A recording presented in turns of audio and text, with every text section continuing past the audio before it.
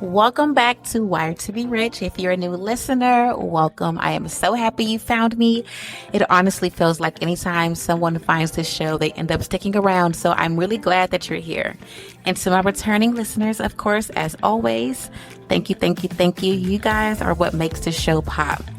You're what makes it feel alive. You're genuinely what keeps me going. So to everyone that has reached out to me through DMs, emails, messages, I want y'all to know also that I see them all and I appreciate all of y'all so much. I literally try to respond to every single one of you. And as the show keeps growing, the volume is getting bigger and bigger. And I know there will be a point where I can't do individual responses anymore. But right now, I'm still doing my best, even if it's late at night, because I had a couple people message me last night, literally, and I think I responded to y'all about 10 p.m. Sorry, but it's when I have time. But I just want you to know how much it means to me that you even take the time to reach out, because you don't have to. But moving on to today's episode. Today's episode is about something people say all the time, which is the person who cares less wins. And I want to talk about that.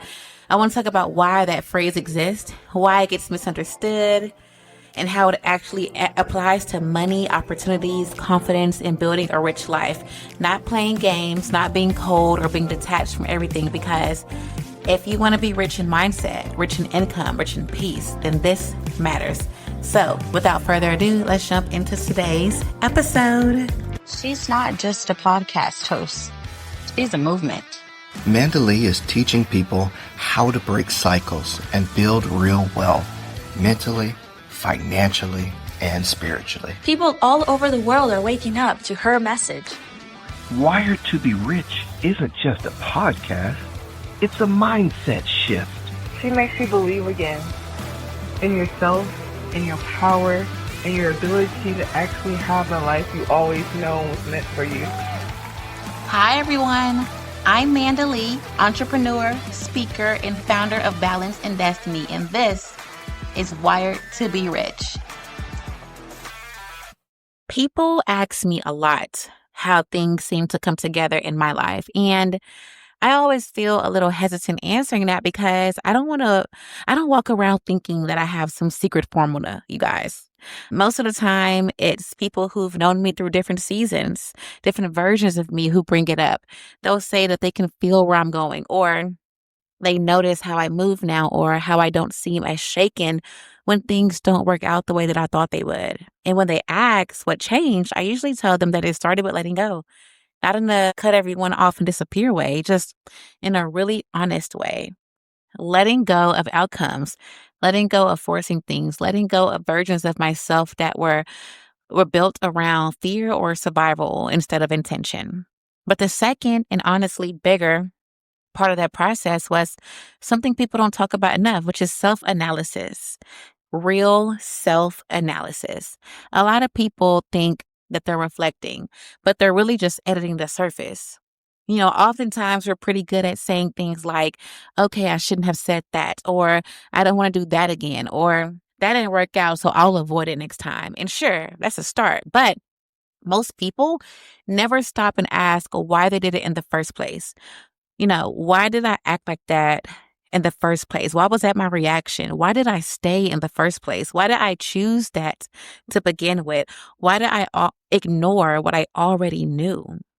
That's where the real work lies. And for me, it wasn't enough to say, I'm not going to repeat this pattern, or I'm not going to hang around certain people, or even, I'm not going to put myself in that position again. I had to understand why I was drawn to it in the first place. What need was I trying to meet? What was I avoiding? What story was I telling myself that made that behavior feel normal? And once I started asking those questions without judgment or shame to myself, things shifted, because when you understand the why, you don't have to force change. Change happens naturally. You don't have to white knuckle growth. You don't constantly feel like you're resisting yourself. You evolve from the inside out. That became my reset. Every time something didn't go the way that I hoped, I didn't spiral or self-blame. I looked inward and asked, what is this showing me? And every time it gave me another opportunity to recalibrate, to choose differently, to rebuild myself quietly, internally, instead of reacting externally. And I think that's something people don't always see at first, right?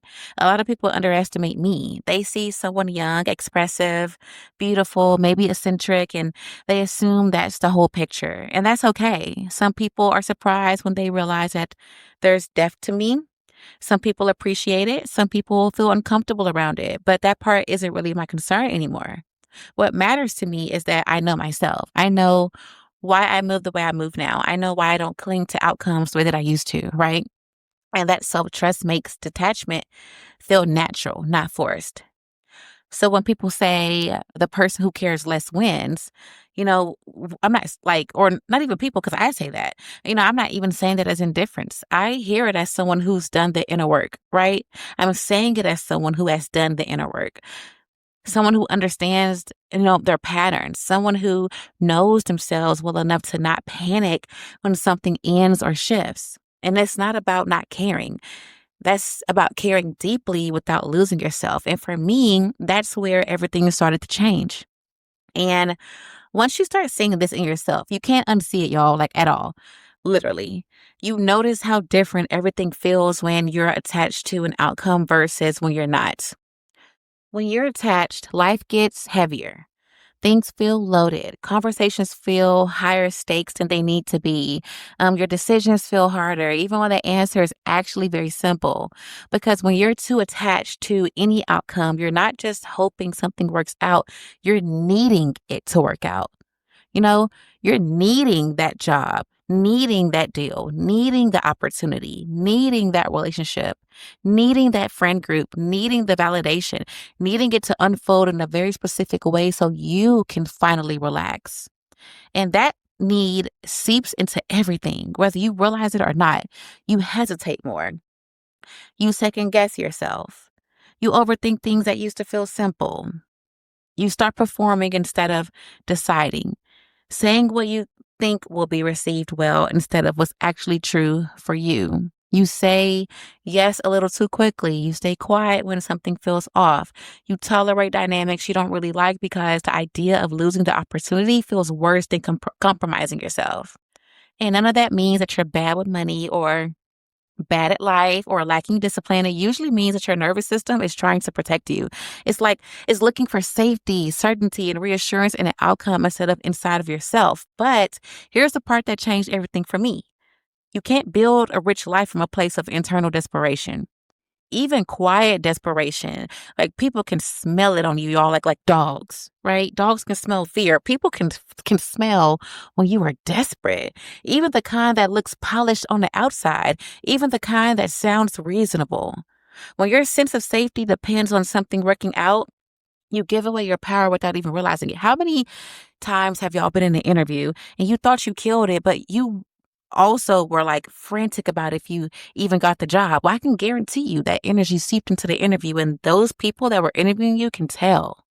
Sometimes you still get it because people are able to look past that, but sometimes jobs get hesitant because it's like, why is this person so eager? They start asking, what could they be hiding, right? And that's just human nature.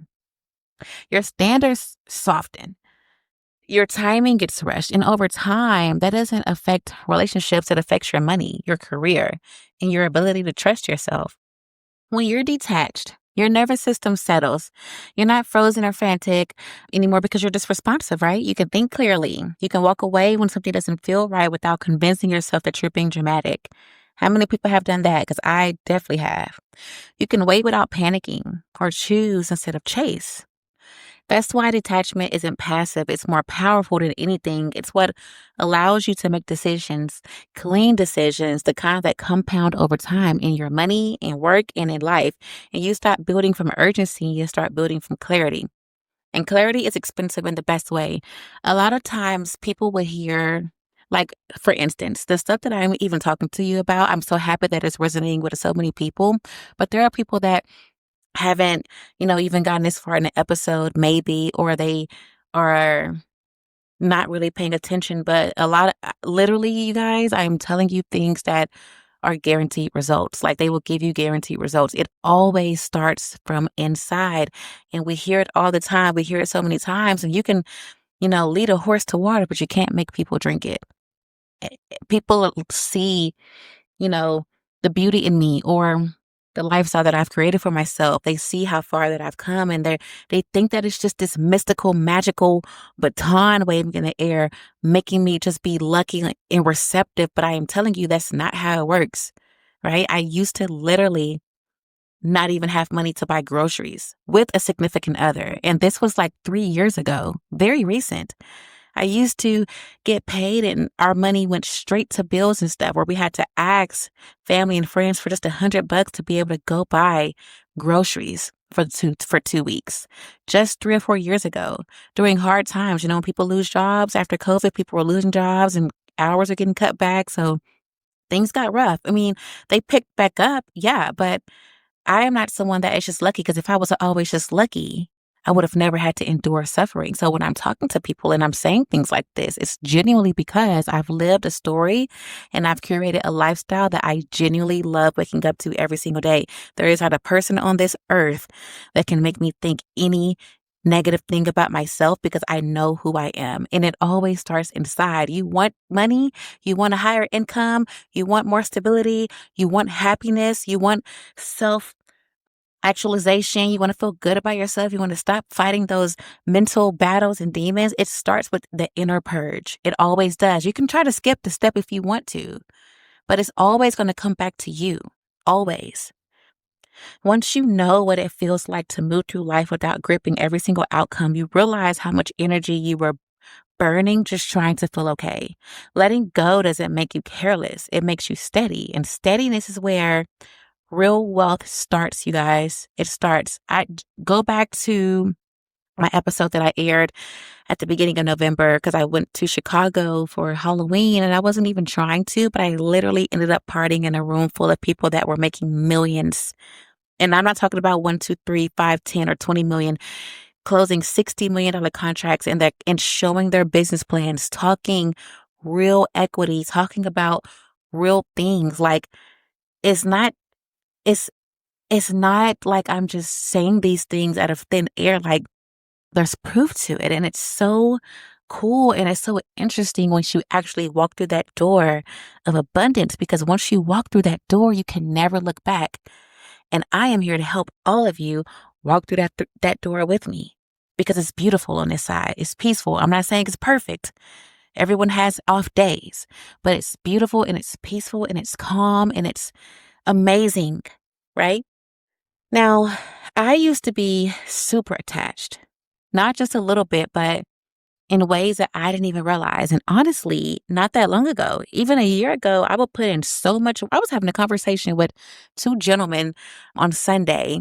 One guy was saying he was polyamorous, and, that was a whole subject that we won't even get into because that was his story. I have no idea what that lifestyle is like, and I'm not interested in it either. But I was talking to them about how, like, I used to have certain mindsets when I was performative for men or performative for friends, right? Like, I would perform in ways that weren't natural to me or trying to engineer the outcome, thinking that if I didn't, perform at the start, things wouldn't last to make the relationship work and or the job work or whatever it was that I was wanting at the time. And here's the thing. I never actually needed to do any of that. I was just exhausting myself emotionally without even knowing it. And let's talk about sex real quick. A lot of people, men and women both, confuse emotional connection with sex. You can have amazing chemistry, the sex can be incredible, and suddenly your brain is telling you, oh, they must love me. This must mean something. But that's rarely the full picture. Two truths can exist at the same time. The sex can be incredible, and the person may not care for you in the way that you want or need them to. It's very easy to get blinded by that, right? Especially when you're attached to the outcome. Learning to separate those truths and to actually see them clearly changed everything for me. It protected me emotionally, sure, but it also changed the way that I navigate the world at large. When you can hold multiple truths at once without forcing them into a story or a narrative, you operate differently. You move through life with clarity. You make better decisions. You negotiate differently. You understand people and situations without needing them to validate you. That's the thing about detachment. It's not about caring, or it's not about not caring. I'm sorry. It's about caring without losing yourself in the process. It's about understanding the difference between your feelings and the reality of the other person's behavior. And when you get good at that, it's not just about sex or relationships. It carries over into the work, money, friendships, and every other part of your life. Your discernment becomes sharper, your energy becomes freer, and you start moving in a way that people can feel even if they can't name it. I promise you, this is the kind of energy that makes people actually win, not because they care less, but because they care smarter with clarity and without the weight of needing control over every outcome. And here's the thing. Once you stop needing everything to go a certain way, life just opens up, you guys, like a flower blooming in the springtime. Your confidence doesn't wobble with every little thing. Your decision gets sharper and your standards start rising naturally without even thinking about it. And that intimidates people that are energetically below you. But that's how you know that like you got to keep going when that happens. And that's exactly what's been happening for me lately and especially in the beginning of this process, right? I'm in this space right now where everything feels lighter and more expansive. I've been working on some exciting deals and projects that I've been dreaming about for years. And the way things are unfolding feels less or it feels effortless because I'm not forcing the outcomes. I'm letting the right opportunities come to me and showing up fully when it's time. And the cool thing about this is everything else just flows around it. The people, the connections, the conversations, they all feel aligned in a way that's rare because I've never had this before, right? My show, Wired to be Rich, has been such a reflection of this journey too, and this energy. Every episode, I get to explore how we move through life with clarity, trust, and self-awareness, and people are really feeling it. The messages I get from listeners saying, this really changed the way that I think. I think about my relationships, my money, and my work, and it hits different. It's not about me sharing advice or insight. It's about showing what happens when you move from a grounded and centered place. And I'm noticing something else too. When you step into this energy, everything in life gets elevated. You don't just operate better, you experience better, right? Opportunities show up that feel like they were meant for you. Deals you've been working on start clicking into place. People want to collaborate. Things just start happening without you having to push or force them. That's the kind of life that I'm building right now. Exciting, intentional, and rich in every way that matters. Not because I'm controlling it, but because I've learned to trust myself, move with purpose, and let life catch up. And honestly, it feels really, really good. Well, that is it for today's episode, everyone. I am so happy that you stayed and you listened to today's episode. Give me some feedback. I love hearing from you. Whether you're just finding the podcast and you've been a ride or die listener from the start, or you're seeing the glow in real time, I appreciate every single message. Keep them coming, you guys. Tap in on my Instagram at ForbesManda_, and I'm going to link it below, or shoot me an email at info@balancedestiny.com, and I will also link that below. Wherever you want to reach me, I love reading your messages and connecting with you. And can you believe it? We are coming up on 1 year this Thursday. I'm still debating if I want to drop a special 1-year episode this week or wait until next Tuesday on our regular schedule release days. I'll let y'all know though. Either way, you will see a new episode soon. Thank you so much for being here, for listening, for showing up, and for playing your own game your way. I appreciate you more than I can say. I will catch you next time on Wired to be Rich. Bye.